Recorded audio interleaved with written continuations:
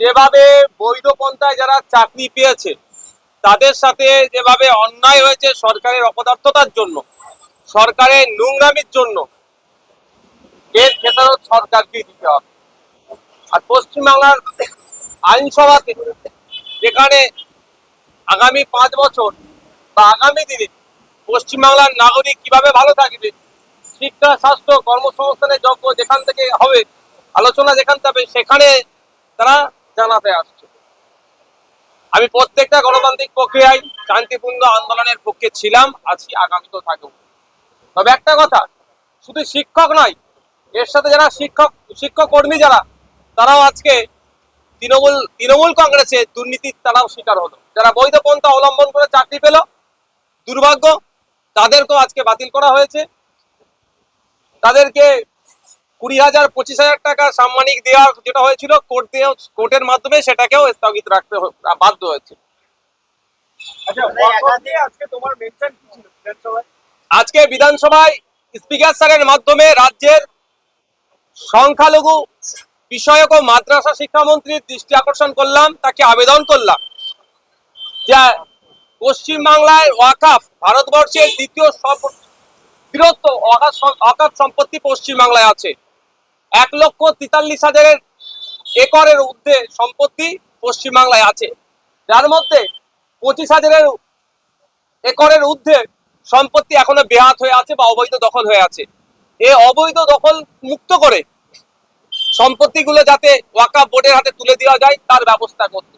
এই বলার কারণটা হচ্ছে এটাই, 2011 সালের আগে তখন তৃণমূল কংগ্রেস বিরোধী আসনে বসতেন, তারা সেই সময় বলেছিলেন, মুসলিম সম্প্রদায়কে আশ্বস্ত করেছিলেন, প্রতিজ্ঞাবদ্ধ হয়েছিলেন যে ক্ষমতায় আসলে ওয়াকাফ সম্পত্তি উদ্ধার করব। ওয়াকাফ সম্পত্তি উদ্ধার করা তো দূরের কথা, ওয়াকাফ সম্পত্তি তৃণমূলের নেতারা লুট করে খাচ্ছে। এই অ্যাসেম্বলি হাউসে মন্ত্রী আছে, বিভিন্ন জেলার এমএলএরা আছে, বিভিন্ন কর্পোরেশনের কাউন্সিলররা আছে, বিভিন্ন এলাকার নেতারা তৃণমূলের, তারা ওয়াকাফ সম্পত্তি লুট করে খাচ্ছে। যাতে এইগুলো তাদের হাতে কেড়ে ওয়াকাফ বোর্ডের হাতে তুলে দেওয়া হয়, তা সেই জন্য আজকে মেনশন করেছি। বলছি, মুখ্যমন্ত্রী আজকে যখন ওবিসি নিয়ে কথা বলছিলেন, তিনি বললেন সংখ্যালঘু সম্প্রদায়ের একাংশের মধ্যেও ক্ষোভ রয়েছে, এটা দিতে চলে গেছে, দিতে এইতে চলে গেছে, এটা কি আদৌ হচ্ছে? এবং মুখ্যমন্ত্রী ওবিসি নিয়ে যা বলবেন তার সঙ্গে কি আপনি সহমত?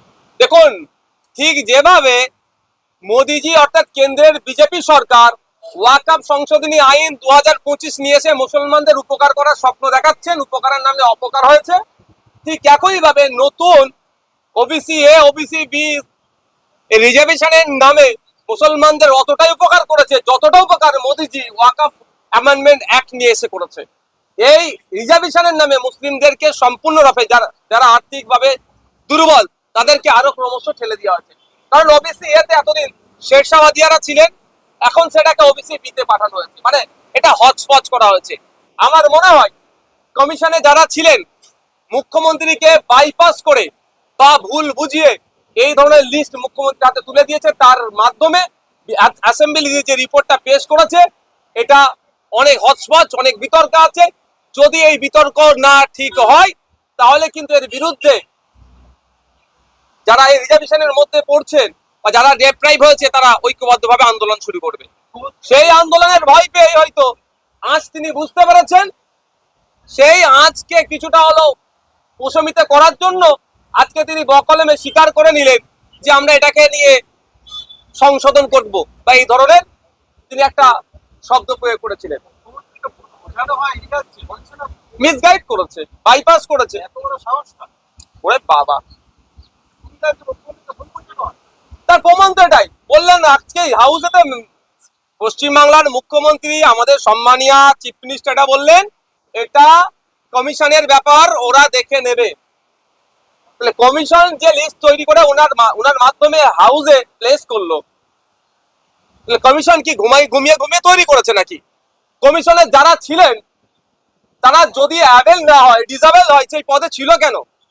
কমিশনে যারা থেকে এই লিস্ট তৈরি হচ্ছে, আগামী দিনে তাদেরকেও ছাড়বো না, তাদের কাছে প্রশ্ন করব। যদিও আমি ওবিসি বির মধ্যে আসেনি, আমি জেনারেল ক্যাটাগরিতে আসছি, তারপরে বলছি প্রকৃত যারা আর্থসামাজিক ভাবে পিছিয়ে, যারা এ ক্যাটাগরিতে ছিল, তাদেরকে ঠেলে বি ক্যাটাগরিতে পাঠানো হয়েছে। বি থেকে এতে আসতে পারে, তাতে আমি বিতর্কে জড়াবো না, কিন্তু এতে যারা ছিল তারা কি এখন আর্থসামাজিক ভাবে তারা লেভেলে পৌঁছে গিয়েছে? সে পৌঁছায়নি, তাহলে তাদেরকে ঠেলে দেওয়া হলো কেন? কারা করেছে এটা? তাদের কাছ থেকে কিন্তু আগামী দিনে আমরা জবাব নেব। বিষয়টা নিয়ে কি আদালতে নেবেন? মানে মামলা তো চলছে সুপ্রিম কোর্টে, মুখ্যমন্ত্রীও বললেন। আলোচনা চলছে, যে সমস্ত জনগোষ্ঠীর সাথে এগুলো ডিপ্রাইভ হয়েছে তাদের প্রতিনিধির সাথে কথা বলছি, আরো বিস্তারিত আমরা জানছি। প্রাথমিক পর্যায়ে আমরা বিভিন্ন জায়গায় চিঠি চাপাটি করব, তাদেরকে জানাবো, কনসার্ন ডিপার্টমেন্টকে জানাবো, রাজ্যের অভিভাবিকা মুখ্যমন্ত্রীকে জানাবো এই এই জায়গায় ডিস্টার্ব হচ্ছে। যদি তিনি বা সেই দপ্তর দায়িত্ব নিয়ে এই সমস্যাগুলোর সমাধান করে নেয় তাহলে আইনি লড়াইয়ে যাওয়ার কোনো প্রশ্ন আসছে না। আর যদি তারা যে আমরা যেটা করেছি ঠিক করেছি, ভুলটাকেও ঠিকভাবে এস্টাবলিশ করার চেষ্টা করে, তখন আইনি লড়াই করতে হবে। শেরশাবাদিয়া যারা আছেন, আরো যারা জনগোষ্ঠী আছেন, যারা ডেপ্রাইভড হয়েছে, তাদের হয়ে কথা বলতেই হবে। আমার শিক্ষিতরা যে একটু আগে দেখতে পেলাম চাকরি যারা হারা তারা আসছে বিধানসভাতে। তার আগে মুখ্যমন্ত্রী দিদির চলে গেলেন, আবার বিকেল 4টার সময় বিধানসভা রিটার্ন করলেন। মুখ্যমন্ত্রীকে এই যে পরিস্থিতি তৈরি হবে সেটার আগাম আঁচ পেয়ে তিনি বেরিয়ে গেলেন। এডিটা দেখুন, একটা কথা বলি, ওখানে প্রায় 1400 ঝুপুর মানে মানুষ, কেউ বলছে ঝুপুরপট্টি, কেউ বলছে দোকান পুড়েছে। সরকারের কাউন্সিলর জনপ্রতিনিধি বলছে নাকি আবার 400 জন। এই সংখ্যা নিয়েও বিতর্ক আছে। সেখানে একটা বড় ইনসিডেন্ট ঘটে গিয়েছে, স্বাভাবিকভাবে রাজ্যের মুখ্যমন্ত্রী সেখানে যাবেন। তবে যে চাকরি 26,000 চাকরি বাতিল নিয়ে যে ডামাডোল হয়েছে, এই দায়ভার